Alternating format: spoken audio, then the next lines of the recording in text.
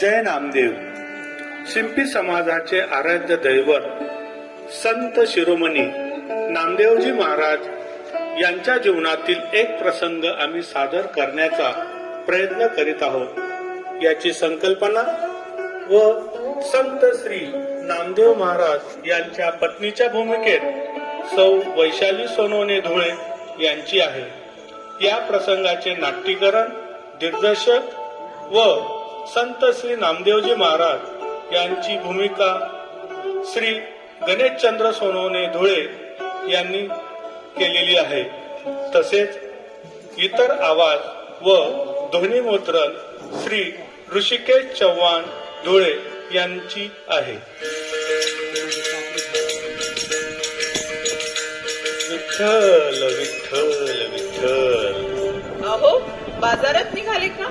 हो, बाजारात कपडे विकण्यास मी जात आहे. घरात अन्नाचा एकही दाणा शिल्लक नाही. हो का? पांडुरंग पांडुरंग, विठ्ठल विठ्ठल विठ्ठल. घरातील सर्व किराणा संपून गेला आहे. बाजारातून घरी येताना यादीप्रमाणे संपूर्ण किराणा घेऊन या. बघतो, विठ्ठलाची कृपा असेल तर नक्कीच चांगले होईल. मला माहित नाही, तुम्ही किराणा आणलाच पाहिजे. पांडुरंग पांडुरंग, विठ्ठल विठ्ठल विठ्ठल. तुम्ही किराणा नाही आणला तर मुले उपाशी राहतील. तुम्हाला मुलांचीही काळजी नाही का? आपल्या कपड्यांना चांगला भाव मिळाला तर नक्कीच घरामध्ये धनधान्य व किराणा येणार. समजा तुमच्या कपड्यांना चांगली किंमत नाही मिळाली तर तुम्ही विणलेल्या कापडाला विकून किराणा घेऊनच येणे. तुमच्या विणलेल्या कापडाचे पैसे जास्तच मिळतील. पांडुरंग पांडुरंग. घरातील ज्येष्ठ लोक भुकेला सहन करून घेतील, परंतु लहान मुले भुकेने व्याकुळ होतील.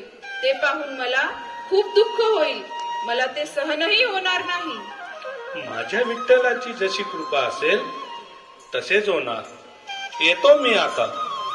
भगवंता, आज यांच्या कपड्यांना चांगले मूल्य मिळू दे रे बाबा. रस्त्याच्या कडेला थंडीनं कुडकुडीत असलेल्या फकीराकडे नामदेव महाराज बघतात. अरे बापरे, एवढ्या थंडीत हा फकीर थंडीनं कुडकुडत आहे. याच्या अंगावर साधे कापड सुद्धा नाही. याला जर आपण आपले कापड पांघरले नाही तर हा थंडीने मरण पावेल. आपण विणलेले कापड याच्या अंगावर टाकू, म्हणजेच त्याला या कापडाने ऊब मिळेल आणि त्याचे या थंडीपासून संरक्षणही मिळेल. मग काय, महाराज त्यांच्याकडे असलेल्या कापडानं त्याला पांघरतात आणि बाजारात निघून जातात. अरे, आज तर एकही कपडा विकला गेला नाही. आपण विणलेले कापड फकीराच्या अंगावर टाकले. आता घरी गेल्यावर राजाईला काय सांगायचं?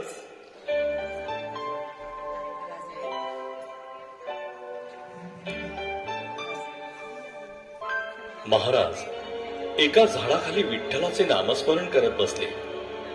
ओह, विठ्ठल विठ्ठल विठ्ठल.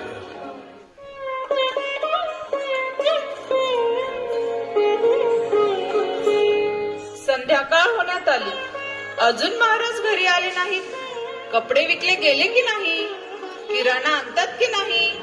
आणि नाही आणला तर कसे होईल? हे आले वाटतं. अरे, हे काय? एवढे धनधान्य कोणी आणले? केवढा हा किराणा? एवढ्या धनधान्य ठेवण्यासाठी तर घरात जागाही शिल्लक नाही आणि महाराज तर दिसत नाही. मग एवढे धनधान्य किराणा कोणी आणला असेल? थोडे पुढे जाऊन महाराजांना शोधून येऊ.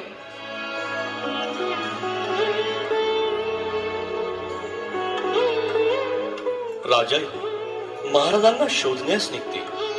महाराज झाडाखाली निवांत विठ्ठलाचे नामस्मरण करीत बसलेले असतात. दुरून आवाज देत, महाराज महाराज अहो महाराज. नक्की हे भुकेमुळे मला शोधत असतील.